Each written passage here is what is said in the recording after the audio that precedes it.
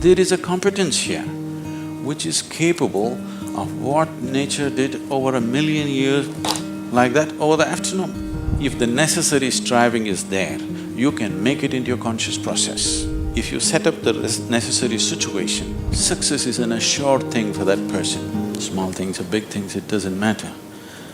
In every single act, a human being longs to be successful. Life is an infinite number of doorways.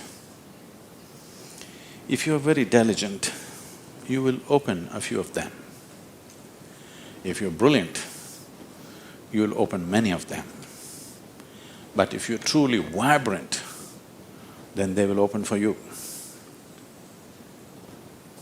The process of being successful becomes so complex for people that why they're working towards it is generally completely forgotten, and they will start evolving concepts of success, all kinds of concepts.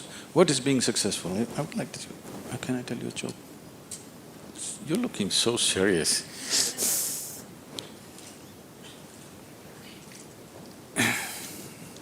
There was a man in India whose name is Shankaran Pillai. Okay, it's like John Smith.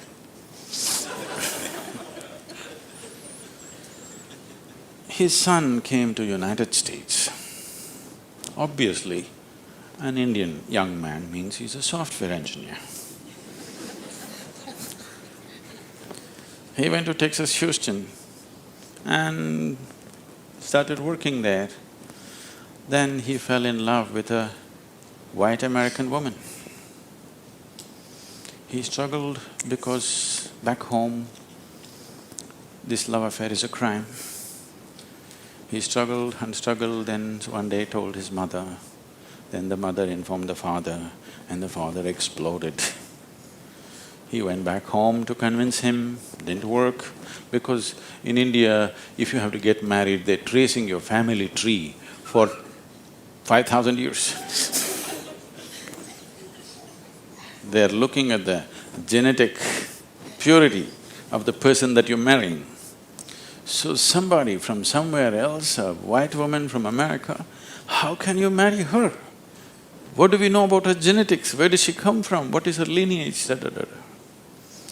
So no way to convince, he came back. And of course, when he came back again, he fell in love and they went ahead. Then the father disowned. Shankaran Pillai just disowned his son, I have nothing to do with you. But years went by and they had a boy. And the boy's picture from the day he was born, it was on the Facebook, and the wife sticks it in his face, and the little baby, and it is growing up every day and all the things. Slowly, you know, you have disowned the son, but the grandson is a different matter. Slowly, within a matter of 1-2 years, he completely fell in love with this little baby that he has not seen. Things happened and people started coming from America, those who were traveling. Oh, you must see your grandson. You not seen him? Oh, you must see him, this is the fruit of your life. Slowly it caught him. Then he decided he's not going to see his son's face. He'll come to America and only see the grandson's face. And of course he's not going to look at that white woman. Then he came to America and a 7-year-old boy, full of energy, they're living on a small ranch, he's all over the place doing all kinds of things. He completely got washed away by this little fellow. Then this little boy one day said, "Grandpa, come, I'll show you my archery skills." He took him to the barn inside and he went into the barn and there he saw 8 targets, all of them with the arrow in the bullseye. Shankaran Pillai looked at it and then he thought, oh, this is my grandson. He thought of all the great legendary archers of India, you know, Arjuna and Ekalavya and he saw the future, all the Olympic gold medals falling from the sky. Then he asked, from what distance did you shoot?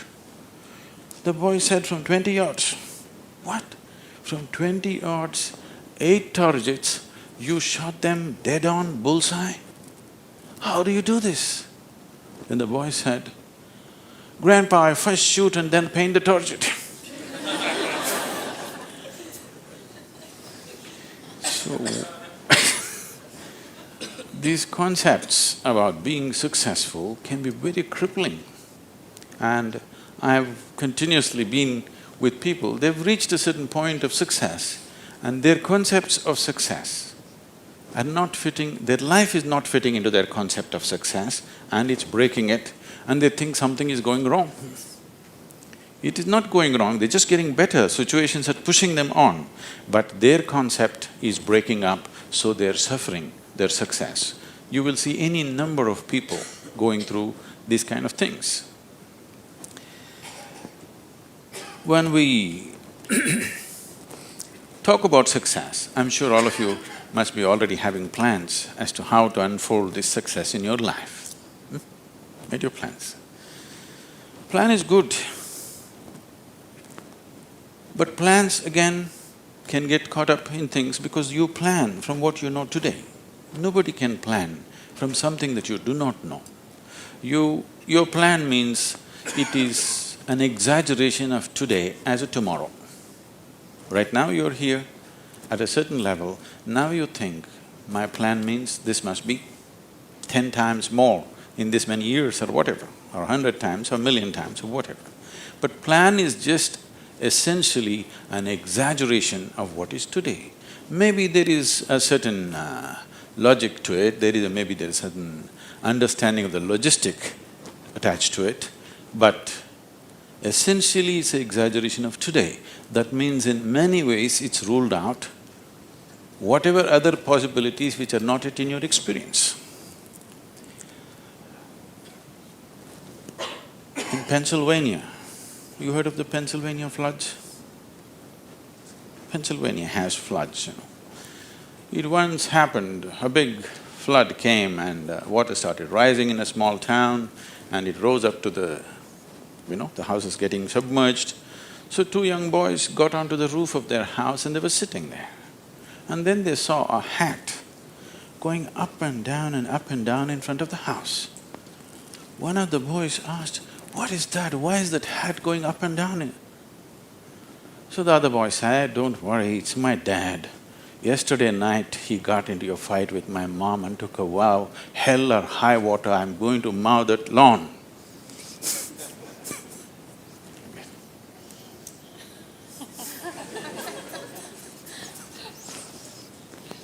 So, plans can be debilitating. It's good to have a plan, but it's more important that you have a purpose. If you have a purpose, plans will evolve, things will happen, plans will fall apart, new things will come up. Whatever has to happen will happen. If you hold on to a certain purpose, other things will just serve that purpose. But if you are very committed to a plan as such, then plan can become a blueprint for restriction. It is also a possibility. It's all right to hold a plan, but you must hold a plan at a certain distance. You shouldn't get identified with the plan. The process of success. See, essentially success is a desire in every human being. You can put some fire into it and make it your passion. But if it becomes a need within you, that you must be successful, otherwise you will suffer, then you are heading for a problem, a serious problem. Our passions can turn into poison if we start becoming resentful for the non-fulfillment of those passions.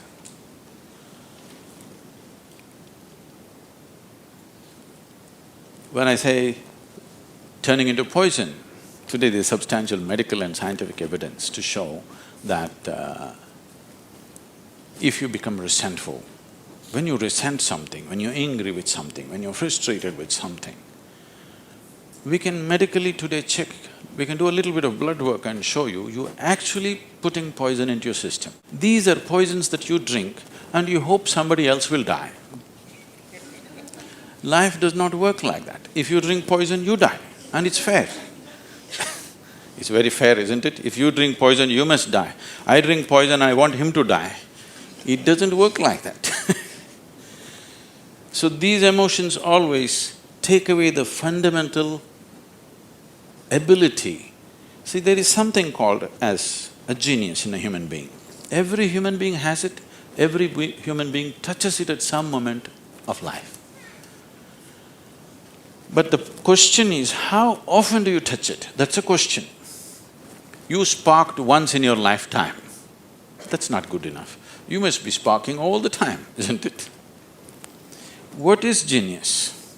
There are many ways to look at it. One simplest way to look at it is, when we say intelligence, we are always thinking logical thought. No, logical thought will be meaningless probably in another 25 years, because your computer may be able to explore all the permutations and combinations of logical thought much quicker and better than you can do. So touching the genius means there's another dimension of intelligence within you. What did you have for breakfast? Chicken and salad. See, he ate a chicken. Over the afternoon, this chicken has transformed itself into a human being. If you ask Charles Darwin, how long does it take for a chicken to become a human being, he would talk in terms of millions of years. Here he is. Over the afternoon, he transforms a chicken into a human being. So there is an intelligence here, there is a competence here, which is capable of what nature did over 1,000,000 years like that over the afternoon.